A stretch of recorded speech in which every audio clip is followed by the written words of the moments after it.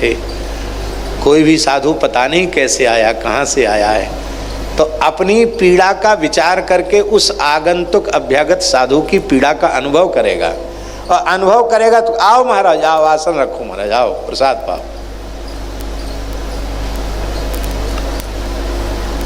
गंगोत्री में, गंगोत्री है ना महाराज जी, जहाँ से गंगा जी प्रकट हुई, वहाँ एक स्थान में हम लोग थे, पहुँच गए, बहुत व्यवस्थित स्थान था।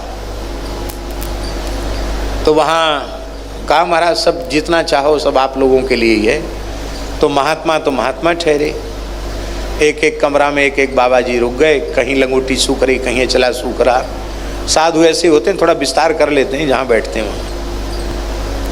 अब सवेरे बाबा, बड़ी हंसी की बात है, सवेरे जाने की समय आया तो स्थान का मैनेजर आ गया,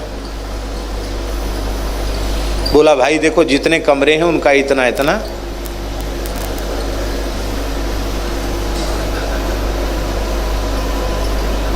इतना रुपया है एक रात रुकने का कमरे में।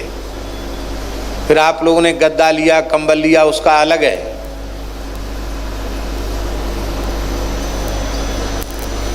हमारे महात्मा थे त्यागी जी, गाली गलौज करने लगे, त्यागी तपस्वी तो ऐसे होते हैं, साला दुनिया है, यूँ त्यों दुनिया भर की बात।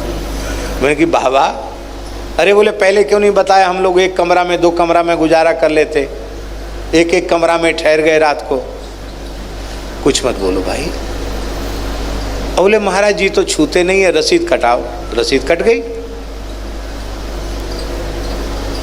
खाए पिए महाराज जी, फर्रुखाबाद वाले महाराज जी कुछ नहीं खाए पिए, खाली रहने का लंबी चौड़ी रसीद कट गई।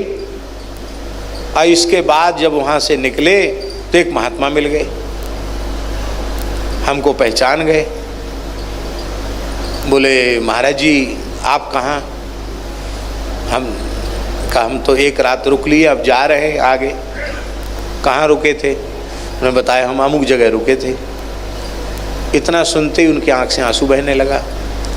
बोले आप तो बड़े लोग हो, बड़े महंत हो, पहाड़ी बाबा की गद्दी के हो। उस समय खाक चौक ही महंत थे। पहाड़ी बाबा हमारे रामानंद संप्रदाय की त्यागी तपस्वियों की बड़ी गद्दी है, तो गरीब साधु के यहाँ क्यों रुकोगे महाराज? मैंने कहा नहीं, गरीब अमीर की बात नहीं, आप मिले नहीं, आपका पता हमको नहीं था, इसलिए हम आपके यहाँ नहीं रुके। नहीं नहीं चलना पड़ेगा, नहीं तो हमारी आपकी लड़ाई हो जाएगी। और टैक्सी वाला जरूर कहे चलो जल्दी चलो जल्दी चलो, कि मैंने के यहाँ तो चलेंगे। वहाँ गए, सबको बढ़िया काढ़ा, जल्दी थी हम लोगों को, गरम गरम हलवा, श्याम भोगी, और इस हमारा टीन पड़ा था, केवल टीन, कुछ नहीं, एक ईंट नहीं लगी थी, खाली टीन टप्पर पड़ा था। महात्मा ने सबको हलवा खिलाया और सबको बढ़िया काढ़ा पिलाया, और परोठा और अचार बना के, और अचार साथ में रख दे। बोले बाबा बीच में कहीं भूख लगी तो ये खाना। हम कुछ सेवा करने लगे तो बहुत दुखी हो गए। बोले हम इसलिए थोड़ी आपको बुलाए, नहीं भाई यहाँ आ गए साधु संत, कुछ ना कुछ सेवा होती रहेगी, हमारा भी एक अंश लग जाएगा। यहाँ तो जितना दे दो उतना ही अच्छा है। फिर भी सबकी भेंट विदाई किया, किसी को गमछा, किसी को चादर, किसी को कपड़ा, जैसा बेचारे गरीब साधु के पास था सबको दिया। तो मैंने संतों से कहा कि देखो वो बड़े मठधारी थे और ये अपने भोले भाले अकिंचन संत। भैया ईंट पत्थर से शोभा नहीं है, साधु की जूठन गिरे इसी से शोभा है।